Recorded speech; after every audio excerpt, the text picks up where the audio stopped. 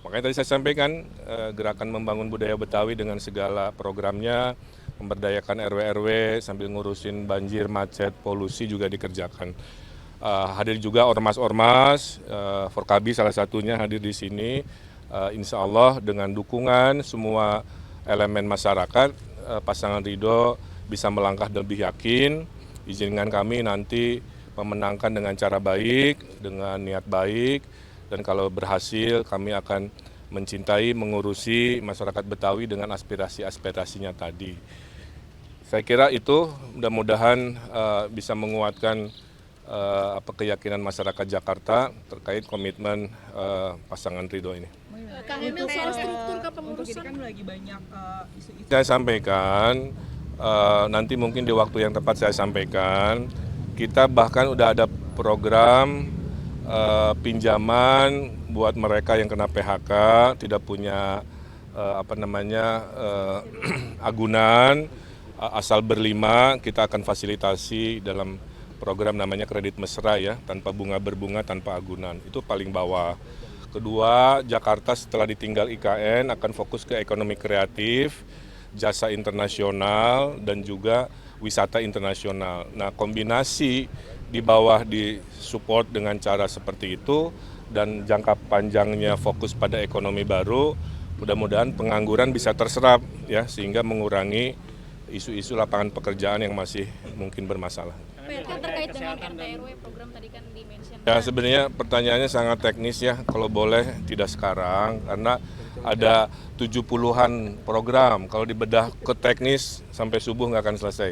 Tapi intinya di zaman kami RW diberdayakan, warga boleh mendesain sendiri masa depannya, tidak semua harus campur tangan gubernur, gimana RW-nya aja. Ya dikalikan 2.700 aspirasi, musyawarah, tiba-tiba kali 5 tahun, terjadi perubahan luar biasa karena kami punya prinsip 3 DKI, desentralisasi, kolaborasi, dan inovasi. Nah, ini lagi Bang Dasko bilang Lusa akan mengumumkan. Mau rapat hari ini, mudah-mudahan mungkin paling telat besok ya kita download. Hari ini belum putus, dinamikanya masih gini, intinya banyak yang ingin ikut gitulah, sehingga keburu ketok palu nanti ada yang kurang gimana. Kita masih akomodatif sampai detik-detik yang diizinkan KPU. Gitu. Bang Emil, kan ini lagi ramai soal Kebijakan-kebijakan yang levelnya di pusat, karena kalau ngomongin ojol kan menyangkut tidak hanya Jakarta, berarti kan se-Indonesia Raya. Kalau kami selama itu menaikkan kesejahteraan dan ekonomi negara memungkinkan, bisa harusnya. Karena kan kita sila kelima, keadilan sosial. Yang kaya makin kaya, yang di bawah harus terbawa-bawa. Jadi tinggal dimusyawarahkan sesuai sila keempat dengan mufakat kan begitu. Idenya kurang lebih begitu ya. Jadi aspirasinya nanti diperjuangkan, hanya keputusan itu adanya di level pusat bukan daerah. Kang Emil, Itu kan yang penting masalah pendidikan. Pendidikan kesehatan kan kita mendukung DPRD yang akan menggratiskan anak-anak yang tidak mampu, tidak hanya negeri tapi swasta ya.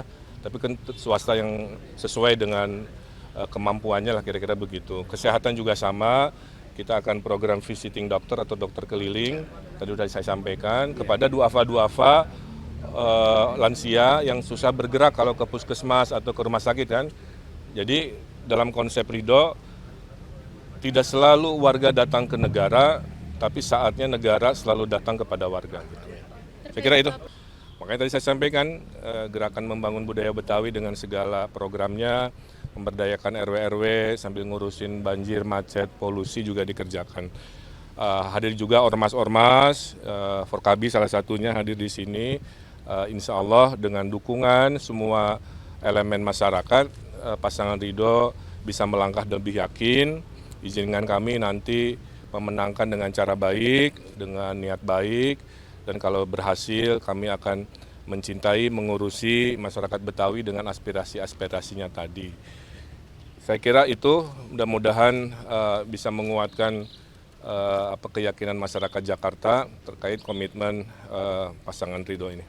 Kang Emil, soal struktur kepengurusan Kan lagi banyak isu-isu. Saya sampaikan, nanti mungkin di waktu yang tepat saya sampaikan, kita bahkan udah ada program pinjaman buat mereka yang kena PHK, tidak punya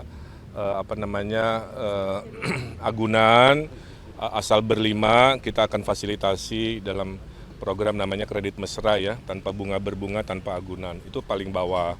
Kedua, Jakarta setelah ditinggal IKN akan fokus ke ekonomi kreatif, jasa internasional, dan juga wisata internasional. Nah, kombinasi di bawah disupport dengan cara seperti itu, dan jangka panjangnya fokus pada ekonomi baru, mudah-mudahan pengangguran bisa terserap ya, sehingga mengurangi isu-isu lapangan pekerjaan yang masih mungkin bermasalah.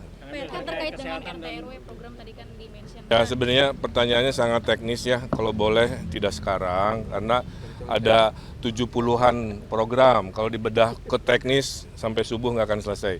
Tapi intinya di zaman kami RW diberdayakan, warga boleh mendesain sendiri masa depannya, tidak semua harus campur tangan gubernur, gimana RW-nya aja. Ya dikalikan 2.700 aspirasi, musyawarah, tiba-tiba kali 5 tahun, terjadi perubahan luar biasa karena kami punya prinsip 3 DKI, desentralisasi, kolaborasi, dan inovasi. Nah ini lagi Bang Dasko bilang lusa akan mengumumkan. Mau rapat hari ini, mudah-mudahan mungkin paling telat besok ya kita doorstop. Hari ini belum putus, dinamikanya masih gini, intinya banyak yang ingin ikut gitulah, sehingga keburu ketok palu nanti ada yang kurang gimana.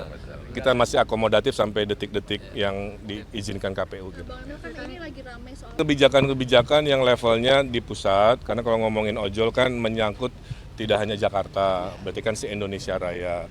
Kalau kami selama itu menaikkan kesejahteraan dan ekonomi negara memungkinkan, bisa harusnya. Karena kan kita sila kelima, keadilan sosial. Yang kaya makin kaya, yang di bawah harus terbawa-bawa. Jadi tinggal dimusyawarahkan sesuai sila keempat dengan mufakat kan begitu.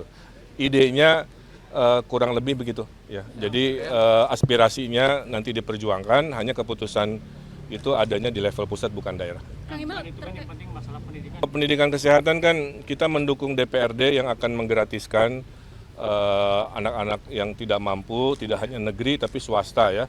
Tapi kan swasta yang sesuai dengan kemampuannya lah kira-kira begitu. Kesehatan juga sama, kita akan program visiting dokter atau dokter keliling, tadi sudah saya sampaikan, kepada duafa lansia yang susah bergerak kalau ke puskesmas atau ke rumah sakit kan. Jadi dalam konsep Ridho, tidak selalu warga datang ke negara, tapi saatnya negara selalu datang kepada warga. Saya kira itu.